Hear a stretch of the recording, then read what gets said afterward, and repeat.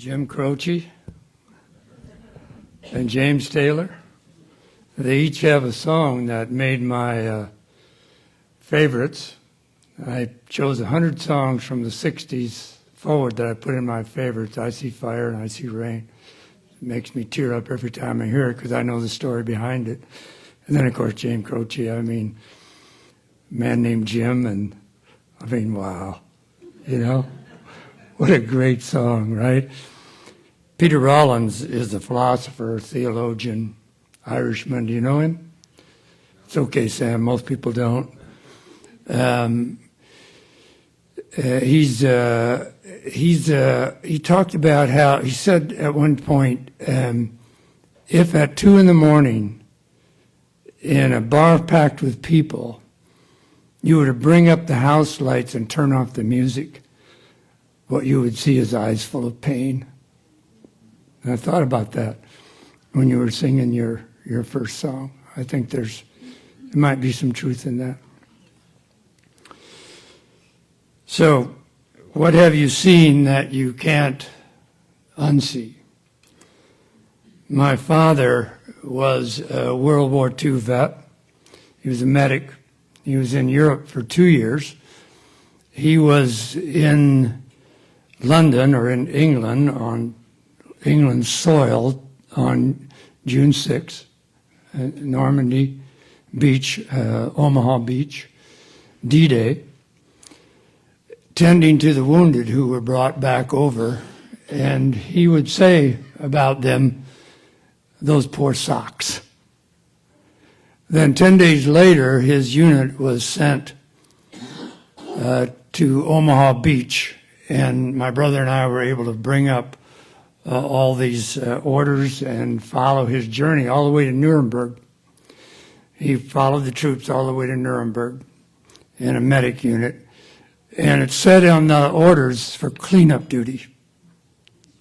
And you can guess what that was. He was at the liberation of Dachau concentration camp. These things haunted my father his entire life. He could not unsee what he had seen. What do you know that you can't unknow? Right? If you, like me, have lost both your parents, then you know you're next. At least you hope you're next. Because the alternative is that your child will be next, or your grandchild will be next. And some of you know that, and you can't unknow that either. What you know is that stuff can happen.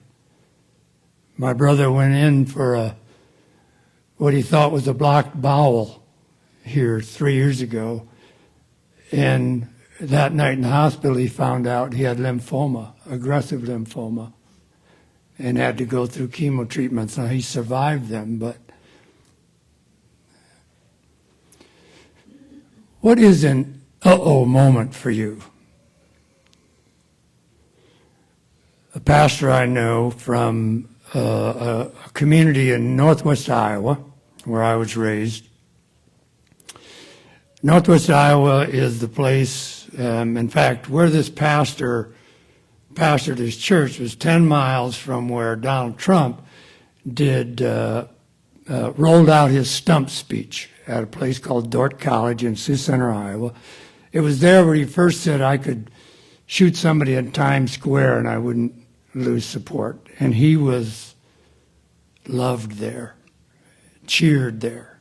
He found his audience there, and he found his speech there. Well, this pastor was the pastor of the First Reformed Church there. So now you have an idea who this pastor is. And his church was then doing an expansion of the parking lot. And so because they wanted to be good neighbors, he went out with fruit baskets to all the homes around the church to say, yeah, we're doing this expansion. It's going to be noisy. It's going to be disruptive. But we want to be good neighbors, and if there's ever any problems, let us know. And the first home he went to was right next to the church, and a young man answered the door, and he said, I'm the pastor from over there. And the guy said, come on in. And he went in, he brought him in the living room, and he introduced him to his husband. And they sat him on the couch, and they got him a cup of coffee, and they talked to him, they listened to him, and they said, don't worry, it's okay, glad you're expanding, so forth and so on. What are you doing? And he said, well, I'm going to go around to the next. Oh, you're going to go to Ethel next, they said. Ethel's their next door neighbor, she's a widow. We'll walk you over there. So one of them walks him over there, and Ethel can't say enough about these two young men and what they mean to her and what they do for her. They bring her a meal once a week. They mow her lawn. They clean her walks. And for this pastor, that's an uh-oh moment, because all of a sudden he realizes that the hospitality they showed him, they would not receive in his church. And that in many ways, they were more Christ-like, more Christian, more Jesus followers than most of the people who sat in front of him every week. That's an uh-oh moment, right? Have you had those? So I was raised 20 miles from there, a little town called Boyden, Iowa. 500 people in the town, all white, of course. One Catholic family. Brian Zimmerman was born on the same day I was, and to my mother's credit, we used to celebrate our birthdays together. If you weren't raised in Boyden, Iowa in the 1950s and 60s, you don't know what that means, that a Protestant woman would share a birthday celebration with a Catholic woman's son. I do know what that means. I was raised to believe that people of color were inferior to white people, that women were not capable of leadership like men were. I was raised to believe that homosexuality was against the natural order that God created, that they were deviants. And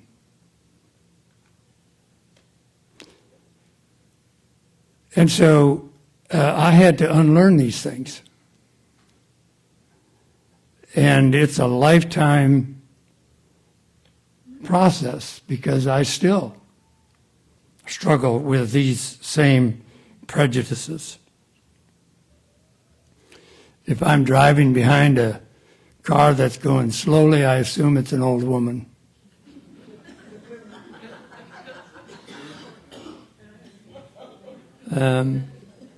If I'm held back in the grocery line and I look over and I see a person of color checking out, I assume there's problems with their food stamps.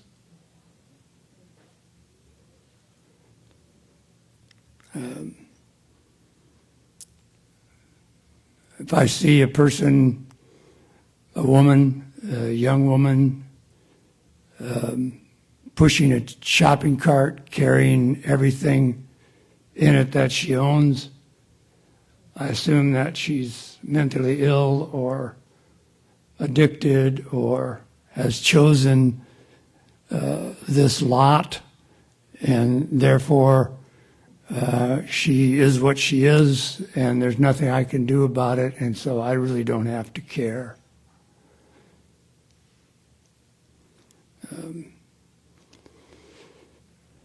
I still have trouble when I'm watching a TV show and two men kiss.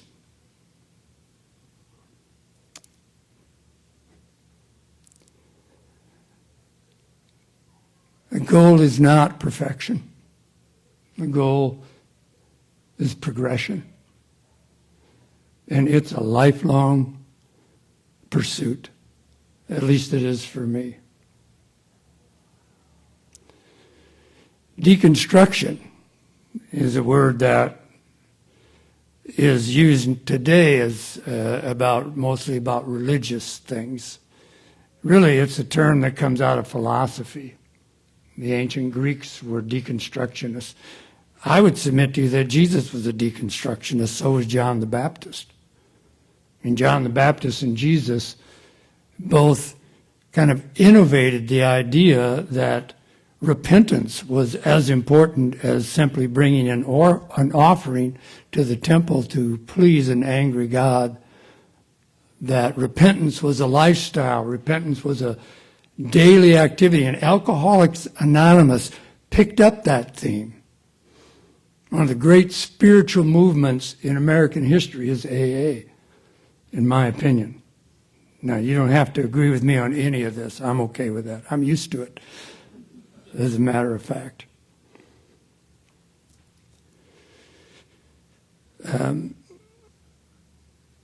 So, deconstruction as a movement is the idea of dismantling things in order to get to the foundation or to the root where you could find the idea that was behind the poem or behind the song. Sam, it would be interesting to sit down with you and try and get to the idea that was behind the song you wrote, the two songs you wrote. I mean, because that's deconstruction. It's listening to the song and then dismantling it to try and figure out what was happening with Sam at that time. What was his idea? What was he thinking? What's the root to this? And then do I agree with it or not? And I might say, I do, or I might say, I reject it. Chances are I would like it a lot. But, that's very threatening to a lot of people, especially when you're talking about sacred writings, right? Or sacred thoughts or sacred ideas. To have somebody say to you, you can dismantle that idea or that writing, and then you can choose to reject it.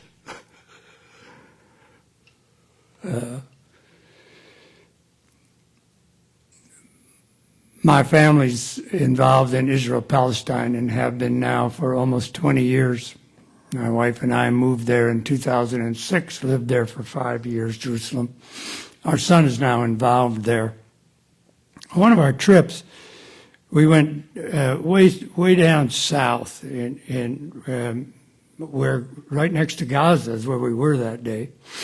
And we could hear Israeli jets low flying over Gaza just to bug the people. The sonic booms and all of that. They did it routinely. This was back years ago. And our son was leading that particular trip, and he was doing something on the Bible, and he presented ahead of time to them 5 different ways they could read the Bible. And one was literally, the other was whatever, that what's true is what the Bible intends to teach, and then all the way up to 5 where the Bible's a book, like any other book. It needs to be read like a book. It needs to be analyzed like a book, like any other book. Then you could choose in between. And we stood in a circle, and people talked about where they were. And it was fascinating. Nobody was a 1. Nobody would come with us. It was a 1, let's just be honest. I mean, they know who we are by now, right? You know I am by now, too, right? So, 2, 3, 4. And then a woman's turn to speak. 60s. A Christian Reformed church pastor's wife. And she said, well, I'm a 4. And which is that I think there's sacred truth in it, but mostly I almost a 5, right? And she tells a story about her daughter who's lesbian.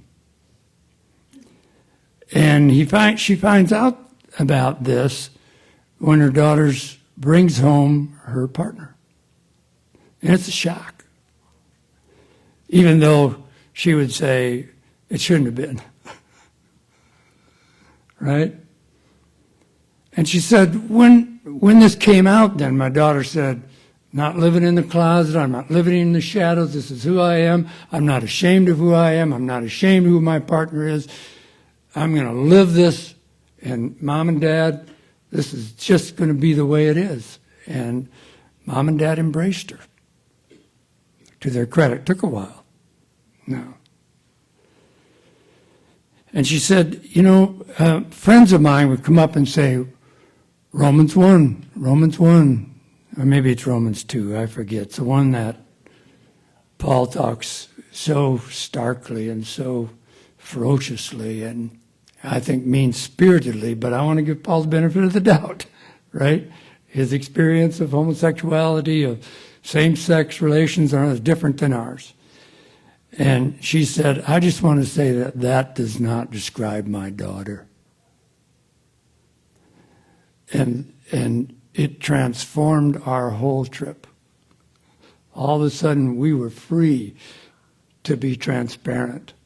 We were free to express where we were. And that trip was one of the best trips that I'd ever led or been a part of. Because somebody dared to say, this is my struggle. And she said, I reject Romans 1 if it talks about my daughter. She's not that.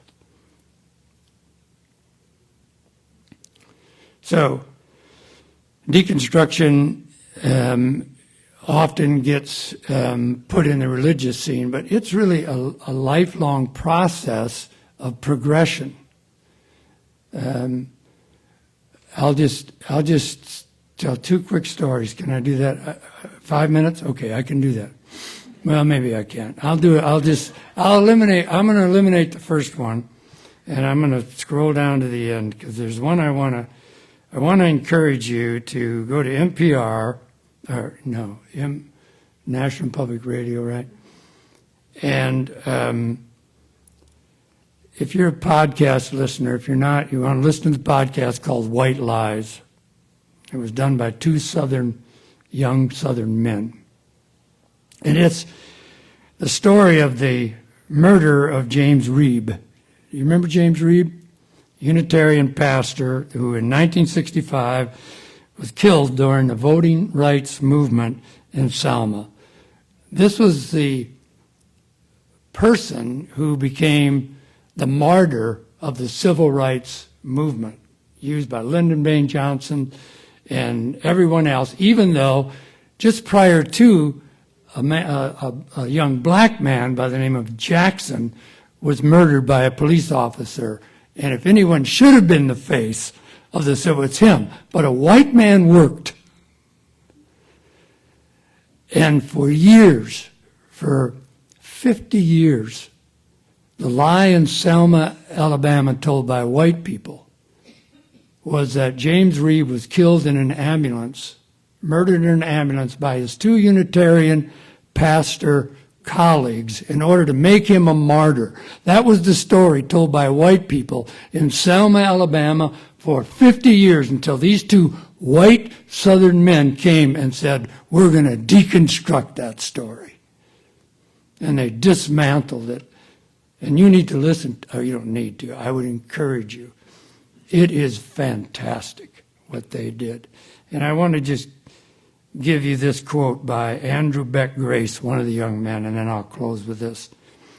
The story of Jim Reeb's murder occupies a strange place in our country's history. As we reported this story and discovered the lies that had been crafted to hide the truth about his murder, we saw a chance to correct the narrative. And as white Southerners, we felt a responsibility to do so.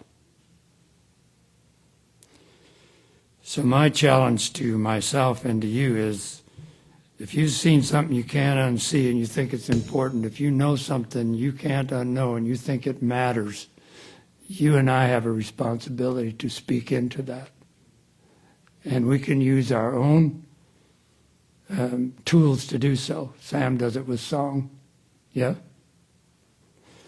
I do it like this. Yeah? You have tools too, and I just want to encourage all of us. There are things we need to find ways to say so we can be heard or not. So thank you for having me.